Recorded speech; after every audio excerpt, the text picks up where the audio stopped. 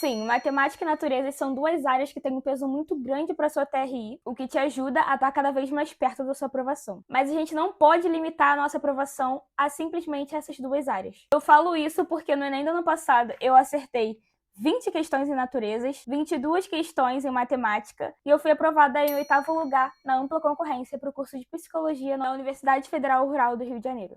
E nem é brincadeira, eu acertei 42 questões de 89 porque uma foi anulada. Tá, mas por que eu quis trazer esse vídeo? Agora na reta final é muito comum que a gente sinta aquele desespero de meu Deus, eu não sei nada, eu não tenho um bom número de acertos em matemática, não tenho um bom número de acertos em naturezas, meu Deus, está tudo perdido. Mas calma, eu vou te contar um pouco da minha experiência. Desde o momento que eu entendi o peso que essas matérias tinham pro vestibular, eu comecei a olhar para elas com outros olhos. Porque antes eu pensava, caraca, eu não sei, eu vou focar no que eu sei, e é isso, eu vou levar assim. Sendo que não é bem assim, essas matérias têm uma relevância importante, então eu comecei a trocar o meu estudo e focar nas matérias que eu não sabia. A minha prioridade da semana era matemática e era naturezas. Mas mesmo com muito esforço, o meu número de acertos não passava dos 20. Eu sempre fiquei na média ali nas duas áreas, dos 20 aos 25. O máximo que eu tirei foi 27 em naturezas, 27 de 45. Mas eu falei, cara, eu não posso definir a minha aprovação nessas duas áreas. Eu sei que elas são importantes, mas, cara, eu sei escrever uma redação. Eu tiro 30 a mais em linguagens e humanas. É óbvio que as coisas pesam um pouco mais dependendo do curso que você escolha. Mas, cara, ainda que você não esteja tirando a pontuação que você queria, isso não é o fim do mundo. Isso não é o fim da sua aprovação. Com isso, eu comecei a aderir estratégias para que eu pudesse ir melhor nessas áreas. Eu sabia que meu número de acertos não ia mudar de uma forma gigantesca do que eu já tirava do meu simulado, mas eu pensava assim, cara, eu vou tentar garantir o máximo de questões que eu conseguir. Então, eu posso dizer que coisas que me ajudaram muito foi focar muito em matemática, em naturezas, e assim, eu tentava aprender. Mas a partir do momento que eu falava, cara, isso aqui realmente não dá. Eu tive que pular também para as formas que eu conseguisse gravar aquela questão. E aí até os meus chutes ficaram melhores. Porque tinha questão que eu falava assim, cara, eu não sei fazer, mas também sei que essa resposta aqui não é. Essa outra aqui também não pode ser. Então, eliminando alternativas, eu conseguia ter chutes mais certeiros e às vezes dava certo. Uma outra coisa que eu fazia é que eu não desistia da questão. Não digo desistir no sentido de não saber fazer e ficar perdendo tempo naquela questão, mas eu posso dizer que eu dava uma carteada. Exemplo, eu fazia um cálculo, eu tinha ali uma linha de raciocínio, talvez não seria exatamente o que aquela prova estava pedindo, mas às vezes dava uma numeração meio parecida ali, meio, pô, acho que deve ser pra cá, e aí eu ia. Em naturezas, por exemplo, era uma área que eu tinha muita dificuldade.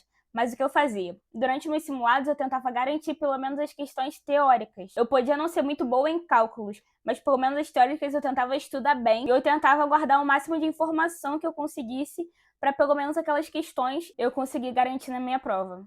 E a gente sabe que o Enem tem toda a questão da TRI, e geralmente essas questões teóricas são consideradas mais fáceis. Então eu tentava garantir e jogava minha energia naquelas questões. Assim, a frustração da gente não estar acertando a quantidade de questão que a gente gostaria, ela vai vir sim. Mas acho que a gente não pode se entregar a isso, porque, como eu digo na maioria dos vídeos, a gente estuda o ano inteiro. E sendo bem sincera, não vai ser a quantidade de acertos da sua reta final que vai definir a sua aprovação. Como eu disse, eu acertei 20 questões em naturezas e 22 questões em matemática. Mas, cara, eu tirei 980 na minha redação.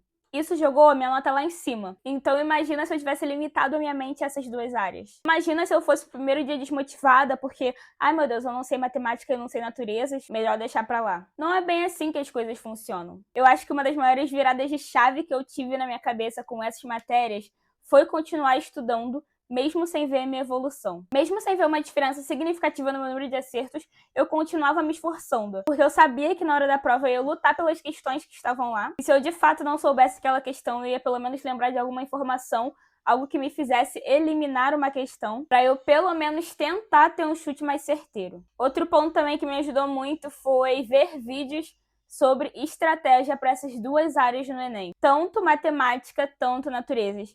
Porque tem muitas questões que elas meio que se repetem. Não necessariamente a mesma questão, mas repete a mesma linha de pensamento. Mesmo sendo dia 20 de novembro, ainda dá para correr atrás desse padrão de questões, de estratégias mesmo, que vão te fazer acertar mais questões para sua prova. Pode parecer bobeira, mas às vezes uma ou duas questões fazem muita diferença para sua TRI. Então, basicamente, o que eu queria passar com esse vídeo é que seu ano de estudo não está perdido. Você não precisa gabaritar todas as áreas. Você não precisa saber de tudo. Você precisa dar o seu melhor a cada dia e acreditar fielmente na sua cabeça que você é sim capaz de fazer aquela prova e que você é sim capaz de ser aprovado. Eu mesma achava que eu nunca seria capaz e que eu nunca iria conseguir, mas mesmo com essa quantidade de acertos, eu não me deixei abalar e continuei ali fielmente me dedicando. Eu acho que eu errava muito quando eu olhava para essas matérias e não me via capaz e não me via querendo me esforçar porque, meu Deus, eu não sei fazer. Mas tudo melhorou quando eu entendi que realmente eu não sou boa nessas matérias, eu realmente não sei resolver algumas questões. Mas eu vou até aquela prova, eu vou dar o meu máximo e vou tentar acertar o máximo de questões que eu conseguir. E acho também que isso não se resume apenas a matemática e naturezas. Todas as áreas eu ia com essa cabeça, eu vou tentar acertar o máximo de questões que eu conseguir. Seja em linguagens, seja em humanas, seja em matemática, seja em naturezas. Eu literalmente lutava por cada questão.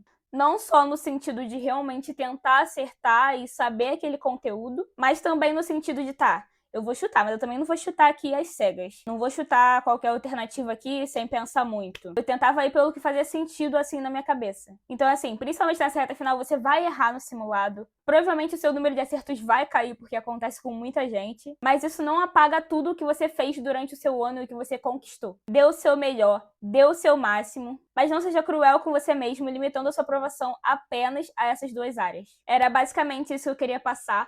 Já deu tudo certo, fiquem com Deus e um beijão.